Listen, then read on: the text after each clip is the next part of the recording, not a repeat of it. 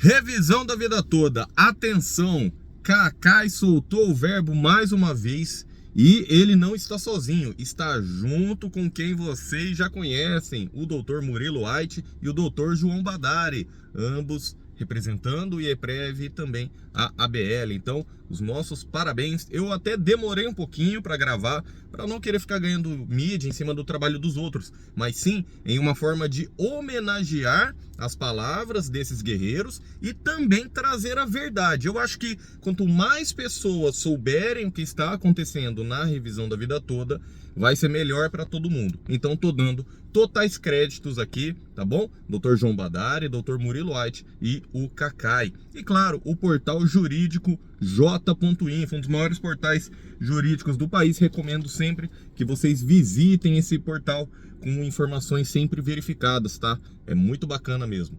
Então vamos lá, o impacto social da revisão da vida toda. A reviravolta no STF é um lembrete sombrio de que direitos conquistados podem ser rapidamente revertidos.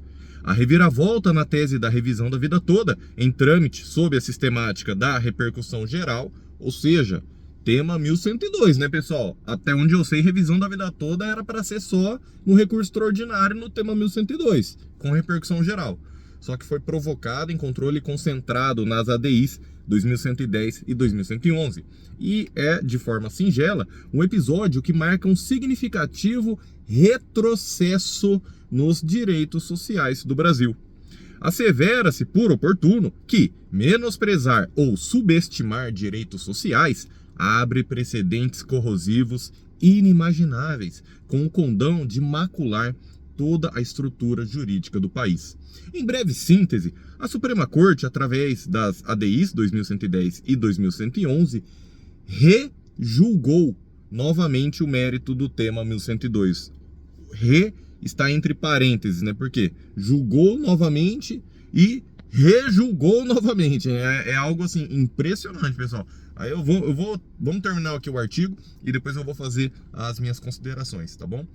Traduzindo em miúdos, aquilo que antes era uma vitória importante para os aposentados se esvaiu em um estalar de dedos, retirando-lhes a possibilidade de recalcular os seus benefícios com base em todas as contribuições feitas ao longo da vida laboral, ao longo da vida de trabalho. O tema 1102, prestem atenção, amparado até pelo tema 334 da Corte, havia sido uma conquista histórica para os aposentados, porquanto lhes permitiam a utilização das contribuições anteriores a julho de 94 no cálculo dos seus benefícios, apenas se o resultado fosse mais vantajoso do que a aplicação da regra definitiva. Afinal, a finalidade, o objetivo das regras de transição é amenizar os efeitos de uma nova regra mais grave, ou seja, não se admite prejudicar integralmente os segurados, tal como ocorreu com uma pequena parcela. O ministro Alexandre de Moraes falou isso no plenário físico, né, pessoal? Falou, o legislador, o espírito do legislador foi querer ajudar, foi querer resguardar uma parcela dos aposentados. Só que, se a gente aplicar uma regra para todo mundo, aí o objetivo do legislador não estará sendo alcançado. Por quê? Daí, para você querer salvar o direito de alguns, você vai prejudicar tantos outros. É por isso que na lei existem as duas regras, tanto julho de 94 em diante, como colocando também anteriores a 94. Na lei tem as duas regras. Então por que o INSS não aplicou? Essa é a grande crítica que está sendo veiculada aqui, que foi veiculada pelo próprio ministro Alexandre de Moraes, e o André Mendonça também disse, olha, se fosse para a gente ter esse entendimento que a gente está tendo agora em 2024, a gente nem poderia ter julgado a revisão da vida toda em dezembro de 2022. E é verdade, se fosse para falar que as ADIs iriam interferir e que essa regra de 94 em diante tem a aplicação obrigatória, então nem poderia ter sido julgado daquela forma o tema 1102, mas foi. E é por isso que o direito precisa ser resguardado, pessoal. Esse aqui é um artigo, muitas pessoas falaram, mas jogaram a toalha, mas é um artigo pessimista. Não, pessoal, é um artigo que precisa mostrar a verdade para todos, que os direitos sociais não podem retroceder, não podem voltar para trás. Uma vez que a gente conquista um direito, a gente precisa mantê-lo. No máximo, a gente pode avançar nesse sentido. É o princípio da proibição do retrocesso social, também trazido até pelo ministro Alexandre de Moraes, tá? Então, quando a gente tem um avanço na sociedade, um direito conquistado, como é o direito aqui da revisão da vida toda, na Previdência, esse direito ele não pode voltar para trás, não pode retroceder, tá certo, pessoal? Retroceder é diferente de retroagir, né? Mas vamos lá. A tese admitiria um pequeno reparo pela incongruência estatal, possibilitando pequena majoração em seus benefícios. Ou seja, o próprio Estado foi incoerente, né? O Legislativo fez uma lei, aí chega o INSS, não cumpre o que foi feito pelo próprio Legislativo. E lá atrás, o PT, PDT entraram com as ADIs para ajudar os trabalhadores. Só que agora que eles estão na situação, aí agora querem interferir, fica difícil, né, pessoal? Então vamos continuando. Portanto, há um conjunto impressionante de razões jurídicas consistentes que sustentam a constitucionalidade das regras discutidas e, não à toa, em plenário virtual, já se formou maioria pela constitucionalidade de tais regras, sem qualquer exceção. Estamos tratando aqui de uma regra permanente e uma regra de transição, em que votos divergentes pretendem, em uma hermenêutica inédita, revogar os efeitos dessas regras. A heterodoxia praticada pelo Supremo causa espanto na comunidade jurídica, porquanto sempre houve um vício por parte dos tribunais, em especial STJ e STF, em defender os direitos sociais e as classes mais vulneráveis. Incontáveis julgados poderiam ser citados apenas para reforçarmos a ideia de que o direito ao melhor benefício é um corolário do direito adquirido. Ou seja, se você cumpriu mais de uma regra, você pode escolher a regra mais vantajosa. O que você não pode, e nem é a briga aqui da revisão da vida toda, é escolher uma regra que você nunca nem tinha cumprido os requisitos. Eu não trabalhei antes de 94. Então não tem como ter revisão da vida toda, entendeu? Comecei a trabalhar depois de 94. Não, então você pode ter outras regras, outras revisões, mas revisão da vida toda, você tem que ter contribuições anteriores a 94. E incluir essas contribuições precisa resultar em um cálculo melhor do que o seu cálculo atual, tá bom? E por isso que a briga é justamente para que você possa escolher a sua regra. Ao tornar obrigatória a aplicação de uma regra de transição menos vantajosa a uma pequena parcela de segurados, estaria a mais elevada corte em controle concentrado, violando os seus inúmeros precedentes consolidados durante décadas, configurando um verdadeiro retrocesso social que vai de encontro ao que define a própria Constituição Federal. Em suma, seria uma chancela estatal de que o segurado vai contribuir e não vai receber o que lhe é justo ao final da vida. E, inclusive, essa é uma questão intrigante. Por qual razão o plenário faria isso com os aposentados? Por que ir contra os seus próprios precedentes, contra a segurança jurídica e contra a dignidade da pessoa humana? Qual o sentido de atentar contra um direito conferido pelo Legislativo, assegurado pelo STJ e pelo próprio STF no tema 1102? O que mais os ministros querem, pessoal? Já ganhamos no Legislativo, no STJ e no próprio STF. É inquestionável que se trata de um direito legítimo e tal prática lançou uma sombra sobre a segurança jurídica no país. Cerca de 102 mil aposentados aguardavam o desfecho do processo e agora aguardam uma decisão da Corte para que, pelo menos, os direitos pleiteados antes de 21 de março de 2024, que é o julgamento das ADIs, sejam assegurados em respeito ao princípio da colegialidade e segurança jurídica.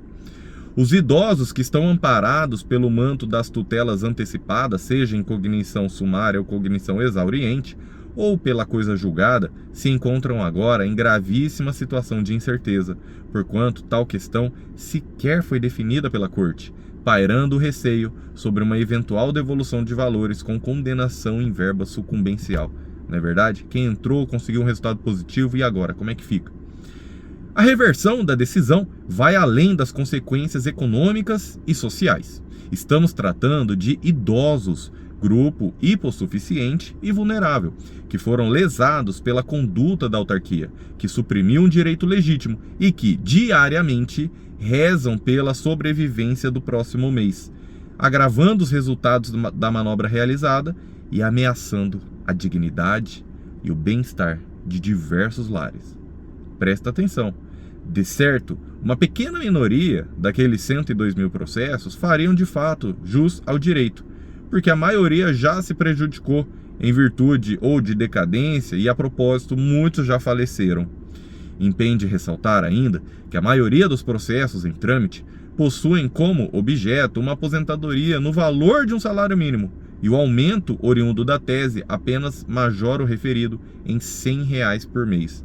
Pessoal, a maioria dos processos, a pessoa está recebendo um salário mínimo e o aumento que ela vai ter é cerca de R$ 100 ou um pouco mais por mês. A maioria, claro. Ah, mas o meu caso vai dobrar, o meu caso vai triplicar, o caso do meu vizinho vai ganhar 5 mil por mês, o outro vizinho é 200 mil de atrasado. Tudo bem, tudo bem. E está correto. Se você fez o cálculo certinho, você está correto. Só que a gente precisa também ter cuidado, porque senão os próprios ministros podem pensar que todo mundo vai ter direito a 200, 300, 400 mil reais de atrasados. E a gente sabe que, na maior parte dos casos, o aumento vai ser muito pequeno no sentido de recursos da União. Agora, para recursos do aposentado que vive com um salário mínimo, ele poder receber 100, 200 reais a mais já vai fazer total diferença, além dos atrasados.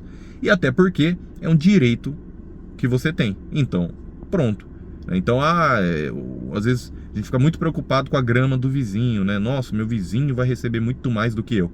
Pessoal, a briga aqui é cada um com o seu histórico de contribuições, não é verdade? Então, parabéns para você que está aqui realmente lutando pelo direito de todos os aposentados. Nada de egoísmo, ninguém vai soltar a mão de ninguém. Tá todo mundo aqui no mesmo barco e juntos chegaremos lá, pessoal. Continuando. Como se vê, a revisão da vida toda significa uma vida mais digna para 102 mil brasileiros. Indo além, retirar a chance de melhorar a vida desses aposentados certamente enfraqueceria ainda mais a confiabilidade no Poder Judiciário e no Estado de Direito. Quando direitos conquistados são abruptamente retirados, sem uma justificativa coerente e desconsiderando o impacto social, a percepção de justiça é maculada. O mérito já estava definido na revisão da vida toda, formado pela maioria e com outros ministros compondo o colegiado. O que se pede é que não permitam a violação desta forma. O controle concentrado não é segunda via processual para reformar mérito de outro tema e proteger aqueles que ajuizaram suas ações antes da prolação do acórdão, além de razoável, é o que se espera. De certo, a medida adotada nas ADIs também levanta um questionamento sobre uma possível pressão econômica enfrentada pelo governo. As estimativas iniciais do impacto financeiro da revisão da vida toda variavam desgovernadamente, com o governo apontando para um potencial custo de R$500 bilhão, enquanto especialistas indicavam que o impacto seria significativamente menor.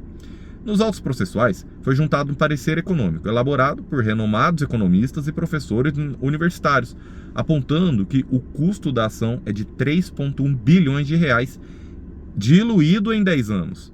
Tal estudo se baseou em dados públicos, custo de cada ação, trazida pelo próprio INSS, multiplicado pelo número de processos, também com números oficiais extraídos do CNJ.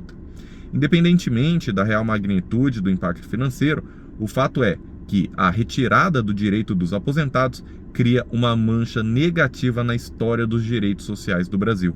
A decisão sugere que, em momentos de crise econômica, os direitos dos mais vulneráveis são o primeiro na fila do sacrifício. Ou seja, a hora que a situação econômica aperta por culpa do próprio governo, aí ele quer tirar os direitos dos mais vulneráveis, os mais necessitados, que são os aposentados que recebem essa mixaria que o INSS está pagando, está chamando de aposentadoria.